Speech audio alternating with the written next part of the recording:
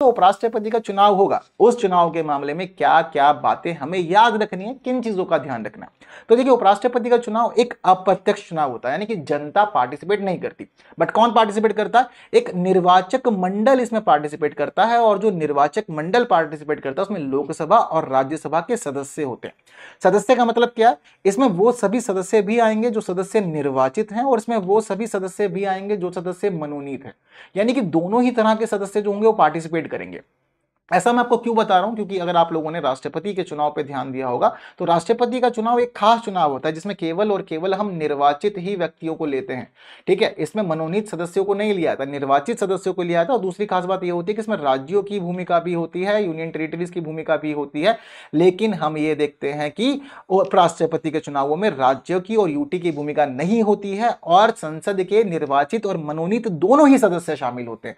ये कई बार कंफ्यूज करता है, जो हमारा यूपीएससी है ना, यूपीएससी बहुत लोगों को कंफ्यूज करेगा, परेशान करता है, सोचता है कि आंसर आप गलत करके जाओ। बट गलत नहीं करना है, क्योंकि आप द हिंदू की क्लास ले रहे हो हमारे स्टडी IQIS हिंदी के यूट्यूब चैनल पे, तो इसलिए आप लोग को यह बात ध्यान रखनी है कि निर्वाचित और मनोनीत दोनों ही सदस्य कब आएंगे? उपराष्ट्रपति के चुनाव में।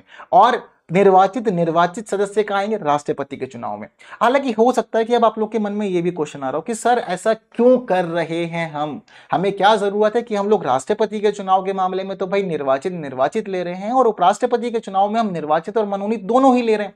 तो देखिए, इस प्रश्न का जो उत्तर है वो ये है कि दोनों के पदों का जिम्मेदारी क्या है, दोनों के पदों के दायित्व को समझना है, पद के महत्व को समझना है, आपको आंसर मिल जाएगा।